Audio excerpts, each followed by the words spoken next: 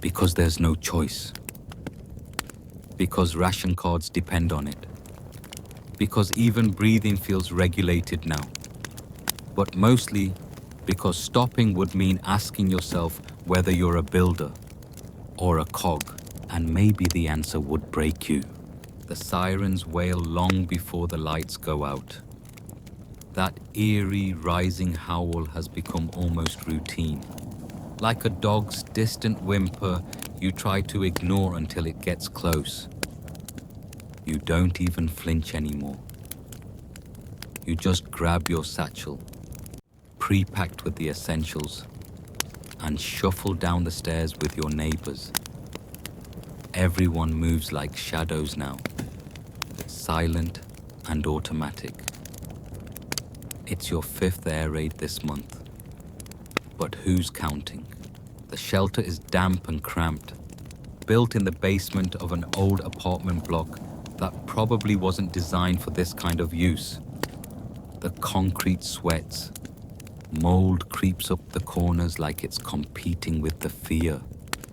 You sit shoulder to shoulder with strangers and friends alike, the line between the two getting blurrier by the week. There's a baby crying 2 people down, and the mother hums something tuneless, as if to cancel it out. Above, the city shudders. The bombs don't just fall, they rip. Each one pulls part of the air away from your lungs, like someone's yanking at the atmosphere itself. Dust shakes loose from the ceiling, and somewhere in the darkness, someone whispers a prayer.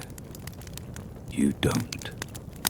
Not because you don't believe, but because you're too tired to ask for mercy from anyone who might be listening. Historians still argue whether most civilian shelters were ever truly safe or merely a way to keep people feeling slightly less doomed. You're not sure which one you're in. There's a small radio crackling in the corner, spitting out vague reassurances from the Reich ministry. You try to tune it out. The minutes stretch like melted candy. Your mind wanders to odd places. How long it's been since you had real coffee, whether your neighbor's cat is still alive, why your shoes always seem to be slightly too tight now. Bombs have this way of making the mundane feel absurdly important. Eventually, the all-clear sounds. It's softer, like a sigh after a scream. No one claps, no one even cheers. You all just rise slowly, stiff from crouching, and file out into the ghost of your street. What used to be a bakery is now a pile of bricks. You smell smoke, but also cinnamon. Somehow, a scent from before all this has survived. You breathe it in deeply, like a dare. That night, there's no power. You light a stub of candle and heat a bit of soup over a shaky flame. You eat with one hand and hold a photo with the other. Your brother, probably still somewhere on the Eastern Front, or not. Letters come less often now, and when they do, they're cryptic. All is well is code for still alive, barely.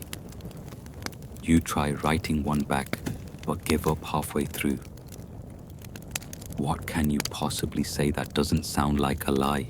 Sleep is fragile. Every creak of wood sounds like a plane. Every gust of wind becomes a detonator in your brain. You wake up at 3:17 a.m., heart racing, and you realize the candle burned all the way down. It left a wax puddle that looks vaguely like Italy. You laugh at that. Just a short, broken wheeze. But it's the first time you've laughed in days. You go outside the next morning and see chalk markings on a wall. Hitler Il's War scrawled quickly, probably by someone brave or stupid, or both. It's gone by lunch, painted over with a giant V for victory. No one says a word about it. Not to each other, not to themselves. You just nod at the wall and keep walking. Ration lines stretch longer now. You stand for 2 hours to get 2 turnips and a packet of dried peas. The woman behind you tells a story about how her aunt cooked a soup using potato skins, a shoelace, and something she claims was cabbage but smelled like fish. You chuckle politely. She offers to trade you a half bar of soap for a spoonful of sugar. You agree, before realizing you don't actually have any sugar. Quirky trivia moment. Some people in Berlin tried planting tomatoes in their bathtubs, dragging the tubs onto the balcony for sunlight. One guy even had a small beehive on his roof. Desperation breeds innovation, or at least amusing attempts at it. The authorities hand out a new pamphlet, Tips for Surviving Anglo-Bolshevik Terror. Tip number 3 suggests listening to cheerful music when afraid. You think of that as you wind up your old gramophone that still, by some miracle, plays a scratchy jazz record you found in your cousin's attic. It's American, probably banned, and it lifts your spirits more than any speech ever could. You keep the volume low, but still you dance. Just once, just a little shuffle in your socks. You miss softness, not just physically, though that's true, but the emotional kind too. A warm conversation, an unguarded hug, a hand that holds yours for no reason. Those are rationed too in their own way. Everyone's too careful now, too watched, too warned. Some days you hear that a bomb hit another shelter and killed 37 people. Other days you hear rumors that Allied planes dropped leaflets saying the war is nearly over. But you don't believe rumors anymore. Belief feels like a luxury you can't afford, like jam or silence. Still, you go through the motions. Wake up, work, hide, eat, wait. You patch your shoes with cardboard. You boil water twice before drinking it. You hide your real thoughts deep behind your eyes. And you do all this while trying to look normal, because that's survival now. Looking normal while everything breaks around you. Morning is quieter than usual, but quiet in Nazi Germany isn't comfort. It's a signal. Something's shifted, but no one says it aloud. You walk to your factory job in silence, boots slapping cold pavement, eyes watching the cobblestones instead of the sky. Maybe you're looking for cracks you can understand. The cracks in the wall, the ones in your hands, the ones in your country's soul. They're harder to read. You step into the rationed rhythm of your day.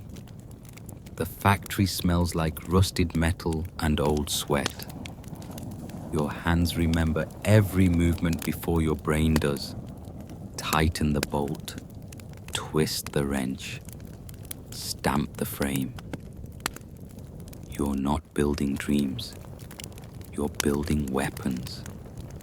Bomb casings, engine parts, something curved that looks like it could shatter the night sky. You don't ask. The foreman's eyes sweep the line like a metronome. Everyone keeps their heads down. Even talking about how tired you are feels like rebellion.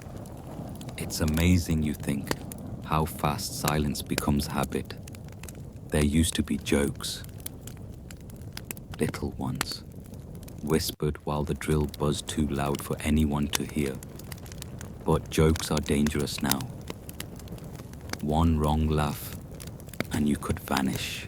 Historians still argue whether everyday Germans in the workforce truly supported the regime or simply adapted to survive it. You have your suspicions.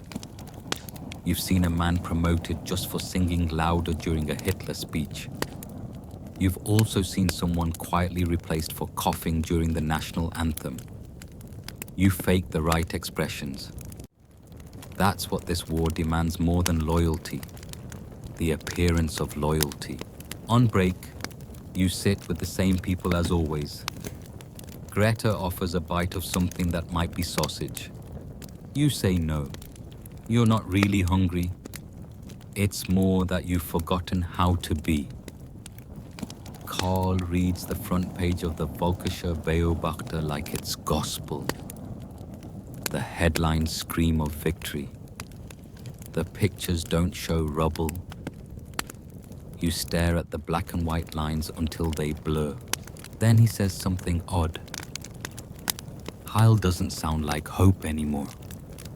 Just habit. And he doesn't laugh. No one does. Quitting isn't an option. Jobs are assigned, not chosen. You can't just switch industries or ask for leave. You get what you're told, and you stay where you're placed. It's efficient like an axe. And if you're injured, well, there's always the less demanding tasks. Cleaning, sorting, filling out forms for production quotas no one can meet. Paper cuts and panic replace bruises and broken knuckles. You knew someone who faked an injury once, slipped and hit her head on purpose, just to get 2 weeks off. It worked. But when she came back, she was different. Quieter. You never asked what happened in between. Here's your fringe tidbit for the day. In some factories, they piped in classical music during shifts. Not for relaxation, oh no, but because Goebbels believed it kept workers in a more orderly state of mind. You can't quite decide if that's brilliant or bleak. There's a girl across the line who always hums, barely audible, as she works. Her fingers fly, even as her mouth stays shut. One day, you recognize the tune. Schubert. Something from before the war.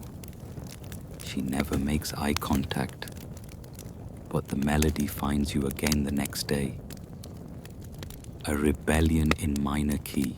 After work, you walk the long way home. Not for the scenery, most of it's bombed out or covered in propaganda, but because the straight path takes you past the SS recruitment office. That building feels like it's watching you. Every time you walk by, you feel like your shadow twitches in salute. The streetcar is late again. Fuel is being diverted to the military, so public transport limps along like an old horse with one shoe. You wait, shift your weight, and overhear two women debating whether sardines count as meat. One insists it's fish. The other says it's just too close to meat to be allowed on meatless days. You nod like this is a very serious topic. Your neighbor, old Herr Volkmann, waves from his window as you pass. He used to teach Latin. Now, he sharpens pencils for the city office. A use for everyone, he says, always with a sad smile. You think he misses conjugating verbs more than he'll admit. Back home, you try to clean. The dust settles faster than you can brush it away. Everything smells vaguely like boiled potatoes. You open a window for air and catch a glimpse of a poster peeling off the wall across the street. The face is still clear. Aryan, square-jawed, triumphant. The slogan underneath says something about destiny. You wonder if destiny ever gets tired of being used as an excuse. You eat dinner in silence again. 2 slices of black bread and something pretending to be cheese. You make tea from dried beet leaves. It tastes like earth, but warm. Sometimes warmth is enough. Later you write a letter to your cousin in the countryside. You keep it vague, just in case. Work is steady. The city is busy. We think of you often. Then you pause, you want to add, I dream of walking into the forest and not coming back. But you don't. Instead, you draw a smiley face in the margin and hope it doesn't look subversive. The night ends with a knock on the door. It's a child, barely 10, asking if you have any extra candles. You give her 2. She says, thank you, and runs off. You don't ask why her family needs them. You don't want to know. That's become your default response to everything. Don't want to know. But you do. You always do. That's the hardest part. You wake to the sound of planes. Not the roar of enemy bombers overhead. Not this time. These are German, domestic. They're flying lower today, scouting perhaps, or practicing for something none of you have been told about. You lie still for a moment, eyes on the cracked plaster ceiling, and try to count the engines by ear. 4, 5. You give up around 7. The neighbor's baby cries through the wall. It cries a lot these days. You can't blame it. If you were born into this world, you'd probably cry too. You light a candle, ration the stub of soap for another day, and wash with water that smells slightly of metal. The faucet groans. So does your back. Walking to work again, you notice something new. A row of red triangles painted discreetly on a warehouse wall. You know what they mean, and so do the others. Political prisoners. Somewhere inside, there are men and women who once handed out pamphlets or whispered at the wrong cafe table. You wonder how many of them are still breathing. You wonder if the guard standing by the gate wonders that too. You're not brave. You used to think you might be, but this city has a way of draining defiance from your bloodstream. Every small act, sharing a banned book, refusing to salute, giving your bread crust to someone who doesn't deserve it, feels like playing dice with your future. The odds are always the same. Snake eyes. The local church bells are silent again today. Not broken, just muffled. Clergy who resisted the Reich's control found themselves relocated or retired. There's an odd tension between faith and fear these days. Historians still argue whether the majority of Christian leaders were complicit, passive, or subtly resistant. The truth, like always, probably lives in the middle ground where no one feels proud. But here's a fringe fact to spice your morning coffee substitute. Did you know Hitler was a vegetarian with a fondness for bizarre herbal remedies? His doctor once prescribed him intestinal bacteria cultures made from ground-up animal organs and belladonna. You try not to think too hard about that while spreading beet marmalade on stale bread. At work, the machines hiccup and halt. Someone swears under their breath. Then a supervisor appears, tall, leather coat, clipboard clutched like a scepter. You don't recognize him. He asks questions no one answers. He marks something down and leaves. You all get back to work with twice the speed, like mice who just heard the trap click. After lunch, boiled turnips with a generous helping of "don't ask what this is." You're called aside. You're not in trouble, at least not technically. A new civic opportunity has opened up, helping catalog the belongings of a Jewish family that's been relocated. You're expected to assist with inventory. It's phrased like an honor, but you know what it really is. Looting in slow motion. The house is 3 blocks from your own. You recognize the name on the paperwork. Weissman, the tailor. His shop made your winter coat, the one you're still wearing. You stand in his empty hallway, notebook in hand, and try to pretend the scent of cologne and books doesn't make your stomach turn. You list. 1 silver menorah, 1 child's violin, 3 sets of worn shoes. You hesitate over a stack of letters tied in string. You don't read them, but you don't pack them either. You leave them where they are and move on. Outside, a group of school children marches past, chanting lines from Mein Kampf like it's a nursery rhyme. Their teacher walks alongside them, beaming. You lock eyes with one of the older boys. He doesn't look away. You blink first.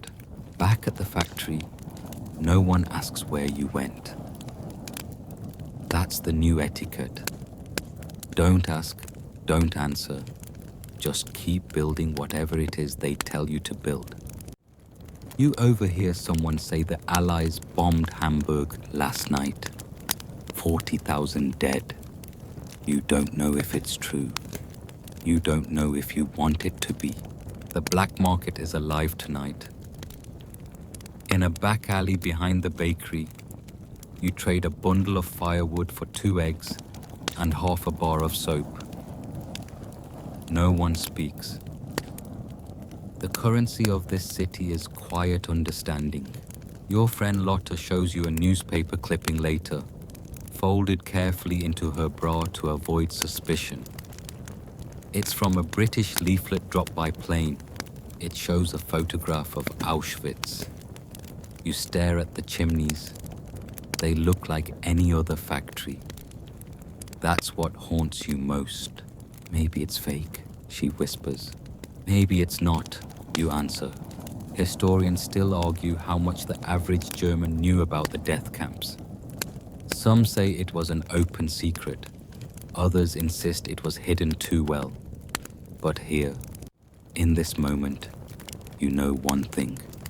Lotta is not sleeping tonight, and neither are you.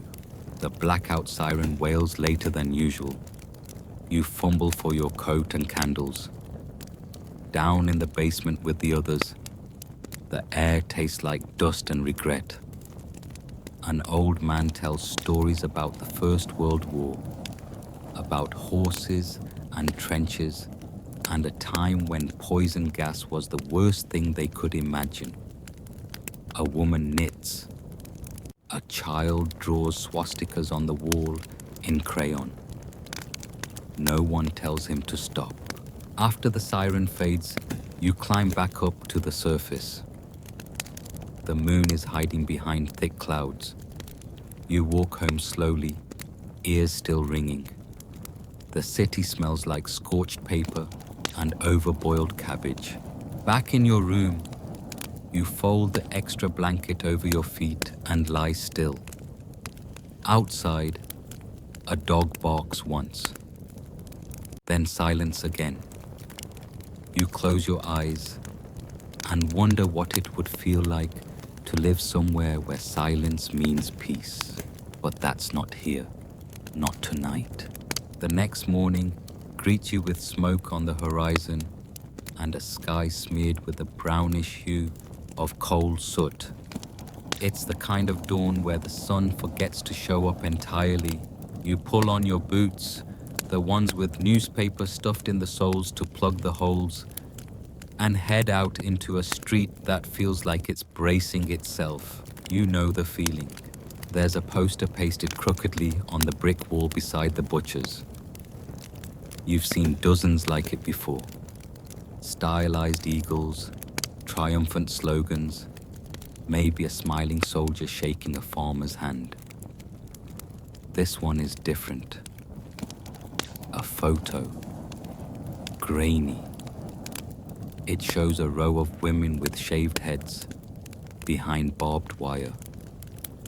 You barely catch a glimpse before someone tears it down. Another leaflet from the Allies, probably parachuted in overnight.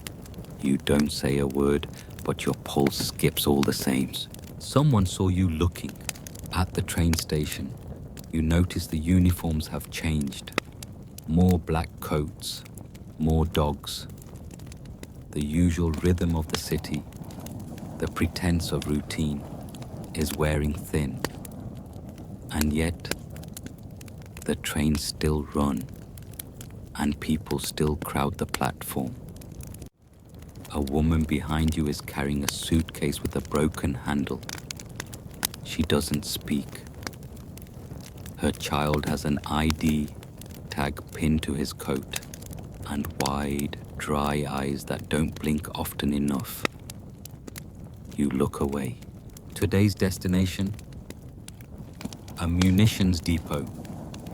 You're part of a rotating crew being shuffled from one essential labor site to another. Inside the factory, the air is thick with gunpowder and sweat. You operate a conveyor belt carrying bomb casings, dull metal cylinders that rattle like bones when they clink together. You know that what you're helping build will end up in someone's home, someone's limbs, someone's story. And yet, there's this eerie detachment. You're not doing this because you believe. You're doing this because saying no would end your story. Full stop. Historians still debate whether everyday Germans acted out of ideology, fear, or apathy. In your case, it's a cocktail of all three, with a twist of helplessness for garnish. The supervisor wears a monocle. Yes, really. You didn't think people still did that. He speaks in clipped phrases and chews licorice like a nervous tick. Every hour on the hour, he shouts a morale quote. Every bullet you build brings us closer to victory. Or, your hands are the Reich's heartbeat. You try not to roll your eyes, but you do it anyway. Old habits. Lunch is boiled grain. Sort of. You don't ask what kind. You share a bench with a woman named Gerda, who was a ballet teacher before the war. She tells you she used to teach Swan Lake to rich girls. Now she calibrates firing pins. Her fingers still move gracefully, though, even when greased in machine oil. You ask how she sleeps at night. She says, badly, but with purpose. There's a rumor floating through the break room. The Allies are close, really close. The sort of whisper that moves faster than truth, but somehow feels more accurate. Someone says Dresden was hit. Someone else says the Eastern Front is folding like a cheap deck chair. You don't know if it's optimism or terror you're feeling. Maybe both. A peculiar little story trickles in from a colleague. Apparently, Himmler once ordered a secret project to build a sun gun, a giant mirror in orbit that could focus solar rays into a death beam. You choke on your coffee substitute. Fringe? Definitely. But somehow, in the current climate, it feels disturbingly plausible. And yet, your takeaway is simpler. Somewhere in an office with velvet curtains, a man had time to dream up sci-fi weapons, while children in Berlin were digging through rubble for potato skins. On your way home, you pass the local youth detachment practicing formations. Kids, some still with milk teeth. Their wooden rifles clack rhythmically like drumsticks on coffin lids. The leader, barely 16, barks orders with forced bravado. You wonder what's louder in his head, the voice of the Reich, or the tremor of fear he can't quite suppress. Back in your flat, the radio crackles. A news bulletin announces heroic German advances and the resistance of a 1,000-year Reich. You switch it off. The walls are thin. You hear your neighbor coughing again. That same dry, stubborn sound you've been hearing for months. You bring her some hot water and dried herbs, just in case they help. She thanks you with a touch on the wrist that says more than words could. There's a package on your stoop when you return, unmarked. Inside, 2 potatoes and a hand-knitted pair of socks. No note. You sit down on the edge of your bed and try not to cry. Kindness in these times hits you like a slap because it reminds you what the world used to be. As you light a candle, you think of your cousin who vanished 2 years ago for making jokes about Goebbels. You think of the old Jewish man who played violin in the square before they took him away. You think of the boy who used to deliver milk and then didn't, and still, you sleep. Somehow. Because your body insists. Because even in hell, dreams still sneak in. Tonight, yours are strange and heavy. You're on a train, but the tracks melt under you. You're floating. You wake with a jolt. It's just past midnight.